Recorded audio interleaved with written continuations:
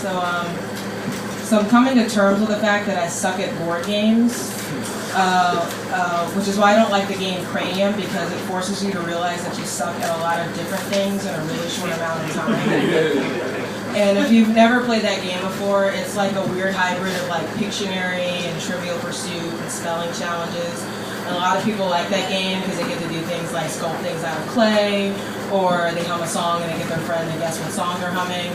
But for people like me, I sit in silence after a game of Cranium and I'm thinking, okay, 10 people in this room just found out I can't spell the word jewelry.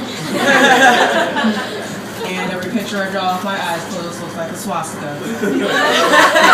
Two things I was not ready to reveal about myself. People should never draw things with their eyes closed because it will never turn out the way that you intended.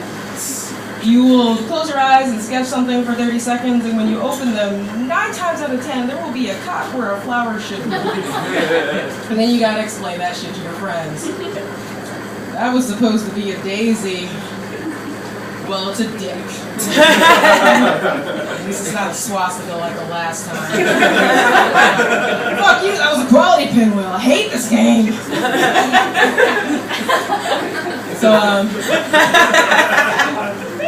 So speaking of board games, I was in the toy aisle at Target recently, and I saw that they had a new version of the game Guess Who. And instead of people, they had animals like pigs and sheep. And I was thinking like, wow, it's really messed up. You're gonna have animals before you add like an Asian person or a Latino person. God forbid a black person. Like, I don't know if you've seen the original makeup of the board. It's like a cartoon cast of Law and Order. And like Jerry Orbach Law and Order. Just a lot of fat white people with like rosacea. And I've always been upset with like the cultural makeup of the board, but I feel like that's something I really don't want Bill and Bradley to correct, because most people's definition of adding diversity to something is just adding one person. It would be the most lopsided, unfair game of Guess Who I've ever played in my life. I could be playing it with my little cousin and she'll be like, is your person black? Yes.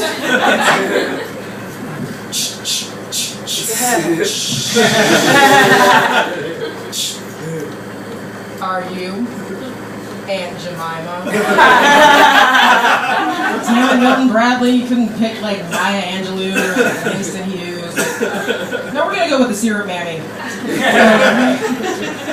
So Facebook has been giving me these alternative career choices on the side of my wall. And Facebook has decided that I should really become an ultrasound tech. Those people who look at pregnant women's sonograms. I don't have any plans of being pregnant anytime soon, but I wonder, is it possible to just never get an ultrasound ever? Because I feel like your options as a woman are pretty crappy. Like, your first option is the black and white old school sonogram, which is basically another Magic 3D puzzle that I can't solve. Like, and then it's really awkward because now I have friends who are like, you know, they're pregnant now and they'll post their sonogram on their Facebook wall and they're like, hey, look everybody, it's a girl. I'm like, that's a black hole in the universe. That's not a girl. Like, that's a galaxy. It's not human. You know, your second option is the 3D ultrasound. I don't know if you guys have started seeing these yet. In your nightmares? I've seen it in some time. Like, I feel like if I was an ultrasound tech for real, I would not be able to do that job with a straight face. Like, I'd be looking, meeting with some expectant mother and like, hey, so are you excited for your drip sandcastle, baby?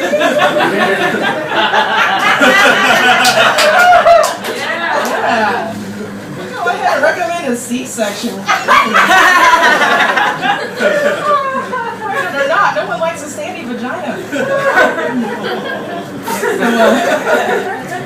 So Mother's Day wasn't that long ago, which meant I had to go buy greeting cards, which meant that I had to go traverse one of the more racist parts of my CVS pharmacy, which is the mahogany card section. Yes. You haven't seen these cards yet? They're supposed to be geared for the African American community. Before we get into the content of the cards, let's talk about product placement. All right, if you've ever been to a CVS pharmacy, you'll see that the mahogany section is separate from all the other cards. Separate but equal. Plus, they're $1 cheaper than all the other cards. I know. I never understood like who was advocating for these cards, but if I had to imagine it, I could picture this young black man walking into the headquarters for Walmart, somehow getting his interview with the CEO, and he sits down with him and is like, "Hey, I really like your cards, but I don't know. I think it would be really cool if I saw somebody that I don't know looked like me on the card, or my grandma, or my little sister." And the CEO would be confused, like, "But we already let you integrate our schools and gave you the right to vote. I don't know if we want you touching our cards." You've seen our cards, right? You know, the raised text, the heavy embossing, the glitter that doesn't come off on your fingers. This is some classy shit right here. You fucking it up with your rap lyrics. So as a compromise, mahogany is born. If you never had a chance to look at these cards, I recommend you go to your CVS and check them out. But if you're not going to do that anytime soon, I've taken the liberty of writing down some of my favorite sayings and sharing them with you tonight. Girlfriend.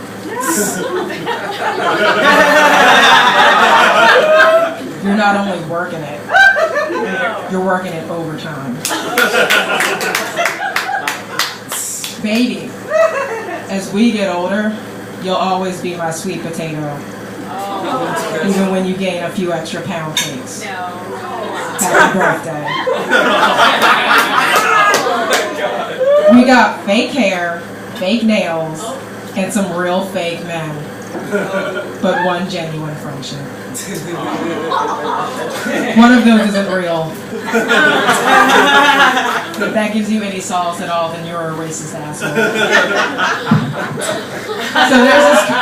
So there's this commercial that's been airing on TV that's been really irking me lately, and it's just a commercial for Golden Corral. So if you guys see it. So it starts out with these two couples in a car on the way to a restaurant. The couple in the front is white, and the couple in the back is black.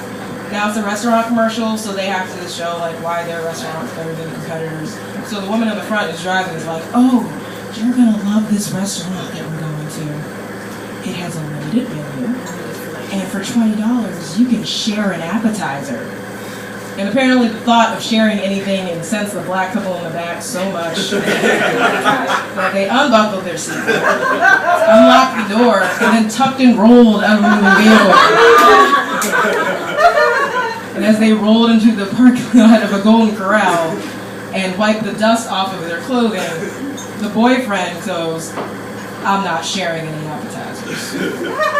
I was like, it's bad enough that the couple that rolled out was black, but I would sooner tuck and roll out of a moving vehicle for like a Carrabba's Italian Grill, or maybe even a Chipotle if I was really hungry. Like, not a Golden Corral. Like, Golden Corral is where you go when you've given up on tying your own noose. You're just like, I can't get this knot. I'm just gonna go stick my head in the new Golden Corral chocolate fountain and hope for the best. And my apologies if you actually like that restaurant, but if you're making a conscious decision to get your steak at the same place you get your chocolate pudding, you've already given up. And the only thing that annoys me about the commercial is, how do they know that they wouldn't end up at a good restaurant if they just stayed inside the car? Like, that's like tandem skydiving with somebody and then unleashing yourself from the life-saving parachute because you think you can land on an old country buffet. Whereas if you had just stayed with it, you could have gently glided to a Cracker Barrel. Alright, that's my time.